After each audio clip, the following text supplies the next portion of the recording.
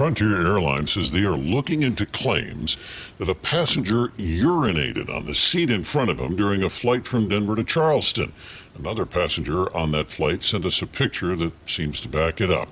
She tells us the man had been moved to the seat across the aisle from her after being kicked out of his first seat for harassing two women.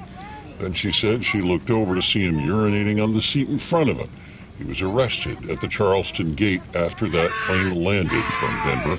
The woman says the airline offered her a voucher and a bag fee for her trouble. In a statement, Frontier said, in part, we have been made aware of this situation and are working with the appropriate authorities.